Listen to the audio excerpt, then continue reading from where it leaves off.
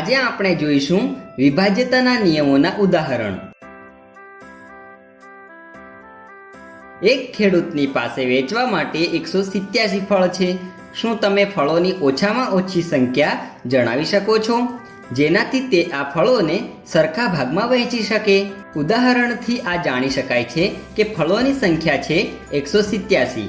જો કે દરેક થેલામાં ફળોની સંખ્યા સમાન રાખવાની છે, એટલે આપણે નાનામાં નાની સંખ્યા જાણવી છે જે 187 ને પૂર્ણ રીતે ભાગી શકે।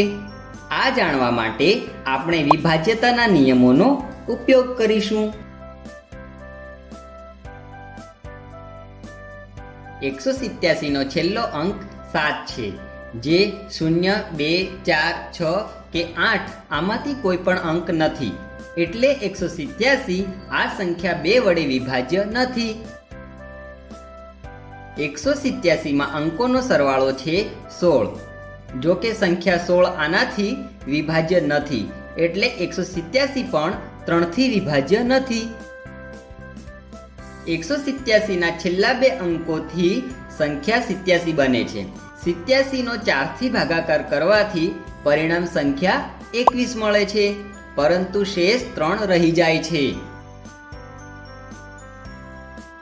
જો કે 187 ના છેલ્લા 2 અંકોથી બનતી સંખ્યા 4 થી વિભાજ્ય નથી, એટલા માટે 187 પણ 4 થી વિભાજ્ય નથી। 187 નો છેલ્લો અંક ના તો 0 છે ના તો 5, એટલે 187 આ સંખ્યા 5 થી પણ વિભાજ્ય નથી।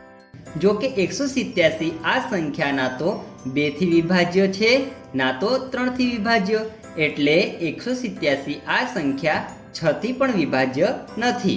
7 થી વિભાજ્ય માટે આપણે કોઈ નિયમ શીખ્યા નથી, એટલે 187 થી 7 ની વિભાજ્યતાની ચકાસણી માટે આપણે 187 નો 7 થી ભાગાકાર કરવો પડશે। ભાગાકારનું પરિણામ 26 મળે છે, પરંતુ શેષ 5 રહી જાય છે, એટલે 187 આ સંખ્યા 7 થી વિભાજ્ય નથી। 187 ના છેલ્લા 3 અંક 187 જ છે।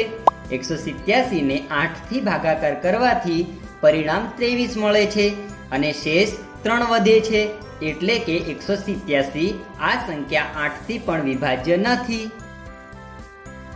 187 ના બધા અંકોનો સરવાળો 16 છે, જે 9 થી વિભાજ્ય નથી, એટલે 187 પણ 9 થી વિભાજ્ય નથી। 187 નો છેલ્લો અંક 0 નથી, એટલે 187 આ સંખ્યા 10 થી વિભાજ્ય પણ નથી। હવે આવો 11 થી વિભાજ્યતાની ચકાસણી કરીએ। 187 માં જમણી બાજુથી 7 અને 1 એકી સ્થાન પર છે અને 8 બેકી સ્થાન પર છે। એકી સ્થાનના અંકોનો સરવાળો 1 + 7 = 8 છે। આ પ્રમાણે બેકી સ્થાનના અંકોનો સરવાળો છે 8। જો કે તેના પરિણામોની બાદબાકી 8 - 8 = 0 છે, એટલે 187 11 થી વિભાજ્ય છે। આ પ્રમાણે દરેક થેલામાં ઓછામાં ઓછા 11 ફળ રાખવા જોઈએ। શું નીચે લખેલી સંખ્યા 6 અને 11 થી વિભાજ્ય છે? 6 થી વિભાજ્યતાનો નિયમ આપણને બતાવે છે કે કોઈ સંખ્યા જો 2 અને 3 બંનેથી વિભાજ્ય છે તો તે સંખ્યા 6 થી પણ વિભાજ્ય થશે। એટલે પહેલા આપણે આપેલી સંખ્યાની 2 અને 3 થી વિભાજ્યતાની ચકાસણી કરીશું। આપેલી સંખ્યાનો છેલ્લો અંક 6 છે। જો કે 0, 2, 4, 6 કે 8 આમાંથી 1 છે, એટલે આ સંખ્યા 2 થી વિભાજ્ય છે। આ પ્રમાણે આપેલી સંખ્યાના બધા અંકોનો સરવાળો છે 31। જો કે 31 આ સંખ્યા 3 થી વિભાજ્ય નથી। આપેલી સંખ્યા ભલે 2 થી વિભાજ્ય હોય, પરંતુ 3 થી વિભાજ્ય નથી।